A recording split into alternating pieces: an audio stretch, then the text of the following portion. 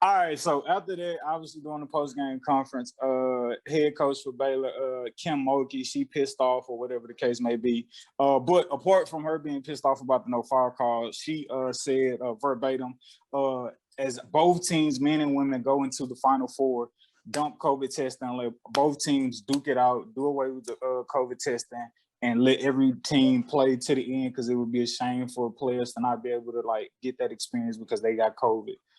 So I'll let you have the floor on that. Yes. Okay, everybody's coming at this lady like she has, said the worst thing ever. Yes, I agree with her. Now, I at least 100% agree with her sentiment. I somewhat agree with her on them stopping the testing. Sure, they can continue the test. That's fine. But even if somebody tests positive, one of the players, they should not keep that player or that team from playing in the Final Four. Let me tell you why. I'm just throw some stats on y'all behinds. Okay. Now, as far as if we break it up by age, people who have been who have cases of coronavirus in America, right? The number one demographic and age group that has cases of COVID-19 is the 18 to 29 age group. Okay, 5.2 million cases of known cases of COVID-19. That's 22% of all cases, right? It's the number one age group, right? But this age group only counts for 0.5% of the deaths of COVID-19, right? Because we all know that it affects older people much differently than it affects younger people, right? 5.2 million known cases, 2,000 deaths. It comes out to a 0.03% fatality rate, again, of the known cases. Also, 78% of hospitalizations from COVID-19 are for people who are overweight or obese. These particular athletes are the healthiest people in a demographic that is not harmed by this disease very much at all. So their risk of harming themselves is very, very, very low. Now, people say, oh, wait, if they get it, they can spread it. What about, people spreading it? Listen, we have gotten to the point, we've had this thing for a year. The demographics that are most harmed by this, again, older demographics, have been vaccinated very, very much, right? 72% of people over the age of 75 have been vaccinated. 52% of people over the age of 65 have been vaccinated. And within a few weeks, that number is gonna grow. So the risk to themselves and the risk to other people is so minimal right now that you should allow them just to go ahead and play. They have worked extremely hard. Do not take this away from these kids. If for some reason the hotel maid comes in the room and has COVID and spreads it to them, and okay, they can't play. We took away from them for a year. Don't take away from the kids who have worked this hard, who don't get paid to play. At least allow them to allow their hard work to continue to at least get something out of it, right? To be rewarded for it. They got there. Allow them to duke it out. Allow the kids to play. All right, so I disagree with you. So I like you. I do understand her sentiment, but I know early on when this was happening, there's this like a diagnosis or whatever that comes from COVID called myocarditis, right? And it's simply inflammation of the heart. It's not something you can always detect. If not treated or caught soon enough, it could lead to cardiac arrest or irreplaceable heart damage, right? So yes, again, I agree with that sentiment. Now, why, if they do catch it, I would like for them not to play, simply because, again, myocarditis, inflammation of the heart, could get cardiac arrest. That could lead to death, but you gave your numbers. That's not extreme. That's not the most likely case. But if we're talking about these players, they have lives after this Final Four, this NCAA tournament. They may be trying to go to the lead in some sort, some way, somehow, right?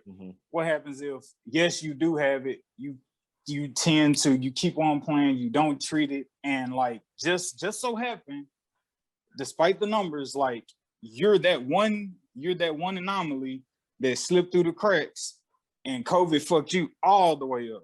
Mm-hmm. Like is I know we taking our vaccinations and so on and so forth, but like I think with so many unfortunate cases, or like it affected me this way, it did this to me. Like I don't think you want to take that chance at a young age, considering you not only do you have your whole life ahead of you, but you still have like a potential playing career, whether that be in the NBA or whether that be the WNBA or whether that be overseas somewhere. And whether they're like, yo, we tried to send you through the test before we signed you, and like some a little off with your heart. Like we don't know where that stems from. And so far, I got you, Edward. You know, and I was prepared for someone to make that case tonight. And my response would be, okay, well, any sport that that has ever resulted in the death of a player while playing, we shouldn't allow those kids to play. Oh snap, they can't play the sport forever. They have a life after that. No, they understand the risk. The risk of me losing my life while playing this sport is very minimal. It can happen. It has happened. People have gotten effed up really, really bad playing this sport, but I'm willing to take the risk because the risk is low enough that the joy that I get and the opportunity that I get to play this game, right, outweighs dramatically the risk involved in me hurting myself or me doing damage to myself while playing this game. It's the same exact knowledge somebody will use in order to say, hey, even if I do test positive for COVID, there's enough medicine out there to help me out to get through this, so that I can play and you know, all that stuff. So yes, I am with you on that, but we got to understand that we have to understand the risks involved and understand what the level of risk is and how these players can play with that level of risk. I feel you coming from. Like I said, also too, if all the players agree, hey, now if some players are like, nah, bro, after that, no, we ain't doing all that. Give them that option. I understand. Maybe give them that option to sit out.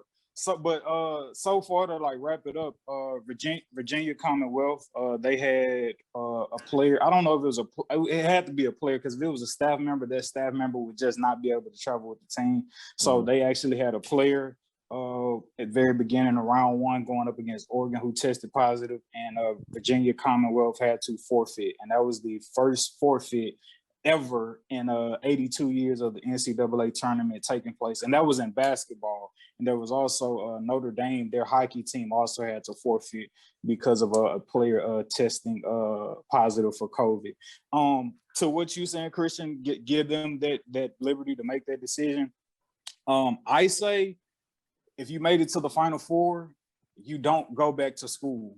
Let's keep you in a bubble, do your coursework online or whatever the case may be, and let's be very strict on your access and take whatever precautions you need to take, like the NBA, but don't let them keep traveling back to and from, staying a week in whatever prospective school and then having to travel back. Keep them in a bubble, keep in whatever hotel, especially since it's only 8 teams left and they're both in 2 different cities, right? Indianapolis and San Antonio. So like that's a small size sample of teams and managers and whatever to be able to like isolate them. They're not in the bubble already.